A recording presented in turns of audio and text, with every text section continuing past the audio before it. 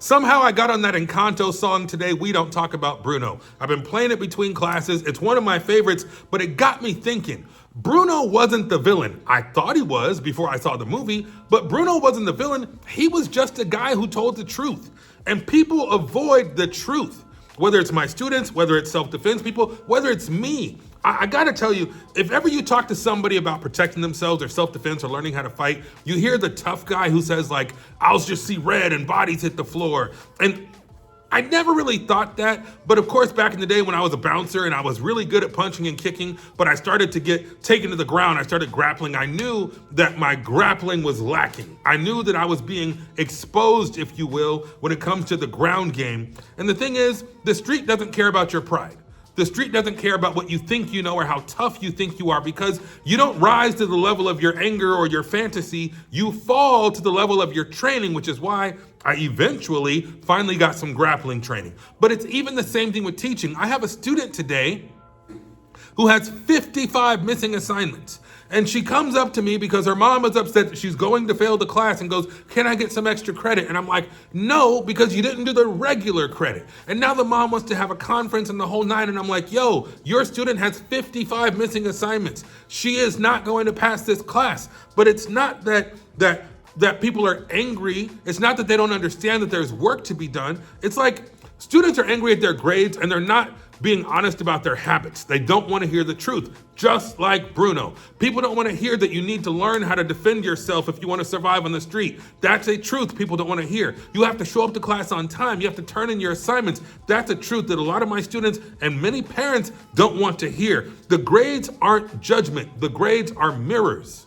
I don't give you a grade, you earn the grade. And that stupid Bruno song has been stuck in my head all day because even when it comes to your job, I used to think I didn't need a college education. I worked in sales for 22 freaking years, hustling, singing for my supper, and I thought I don't need to go to college. But of course the pandemic hits and the world changes and the market changes, and guess what I did? I took my dumb ass back to school and I got my education. The truth wasn't the enemy.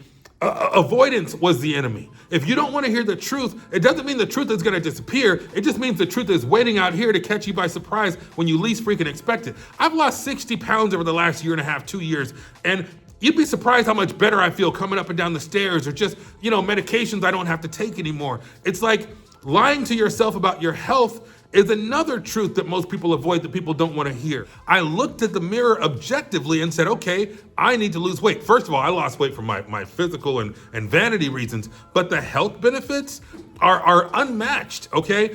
Whatever your truth is, whatever you're avoiding, whether it's food and weight loss, whether it's your job and employability, getting your education, whether it's self-defense, whether it's your grades, and getting to work or getting to school on time and your habits. The truth prepares us. It doesn't expose us. Every major transformation in my life started when I stopped running from a painful truth.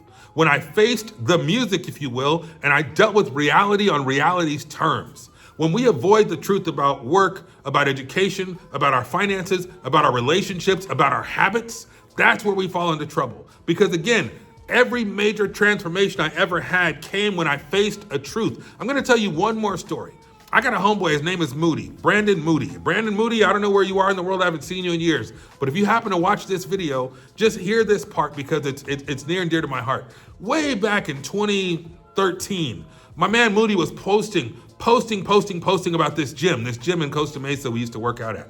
I didn't work out there at the time, but he did. He was posting all these fitness pictures. He's posting his workout of the day. He's posting, shirtless pictures and whatever. And finally, I think I said to him like, yo man, why are you blowing up my feet with all this modelly fitnessy crap? And he's like, well, why don't you come try a class and see what's up?